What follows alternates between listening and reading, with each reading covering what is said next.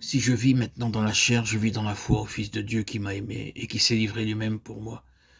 Galates 2:20. Le Seigneur Jésus-Christ m'aime comme mon sauveur. Si vous voulez expérimenter l'amour divin, vous devez croire que le Seigneur Jésus-Christ vous a aimé et est mort à votre place. Il m'a aimé et s'est donné lui-même pour moi. Ne confondez pas la miséricorde avec l'amour. Par exemple, un pauvre homme peut vous demander de l'argent. Vous vous sentez désolé pour lui et par miséricorde, vous lui donnez un peu d'argent.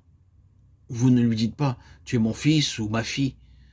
Vos enfants seuls peuvent vous demander de les aimer comme un père ou une mère, pas les autres. C'est ainsi que l'amour divin commence. Je dois connaître le Seigneur Jésus-Christ comme mon sauveur. Il est venu dans le monde pour moi. Lorsque Jean-Baptiste vit pour la première fois le Seigneur Jésus-Christ après son baptême, il dit dans Jean 1,29, « Voici l'agneau de Dieu ». Il ne dit pas « Voici le Messie, voici Jésus de Nazareth ». Il dit « Voici l'agneau de Dieu ». Personne n'est venu dans le monde pour ôter les péchés, excepté le Seigneur Jésus-Christ qui vint comme un agneau. Sous la loi, le prêtre devait prendre un agneau sans défaut, le sacrifier pour les péchés du peuple, lequel parlait aux hommes du parfait sacrifice du Seigneur Jésus-Christ qui devait venir. L'amour de Dieu commence toujours lorsque je le reçois comme mon sauveur. L'amour du sauveur est le premier aspect de l'amour divin. Il nous aime comme un père, car le Seigneur châtie celui qu'il aime, et il frappe de la verge tous ceux qu'il reconnaît pour ses fils. Nos pères nous châtiaient pour peu de jours, comme ils le trouvaient bon, mais Dieu nous châtie pour notre bien, afin que nous participions à sa sainteté. Hébreux 11:6-10.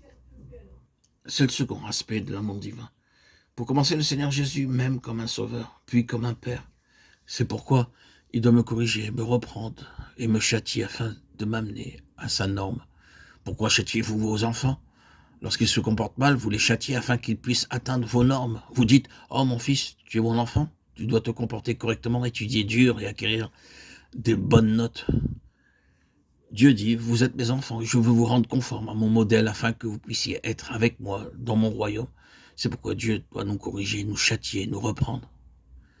Ésaïe 66:13 nous dit « Comme un homme que sa mère console, ainsi je vous consolerai. Vous serez consolés dans Jérusalem. » C'est le troisième aspect de l'amour divin. Le Seigneur Jésus-Christ nous aime comme une mère. Le Père sait corriger la mère, sait cuisiner. Ce qui fait la mère, le Père ne peut le faire. J'ai connu un jeune homme très très malade et sa mère vint le voir à l'hôpital. Il était étendu là et bien qu'il fût inconscient lorsque sa mère lui prit la main, le jeune homme dit « Maman, tu es venue ?» Il sut par le toucher de la main que c'était la main de sa mère et non la main de l'infirmière. Dieu dit « Je vous corrigerai, mais je vous consolerai. Aussi je ferai les deux. » Quand parfois nous nous sentons tristes, seuls, abandonnés, découragés, alors vient la chaleur de l'amour de Dieu. « Mon fils, je suis avec toi, pourquoi es-tu si triste? Je ne te laisserai jamais, je ne t'abandonnerai jamais. Et réjouis-toi, ne sois pas triste. » Il nous réconforte comme une mère et il nous corrige comme un père.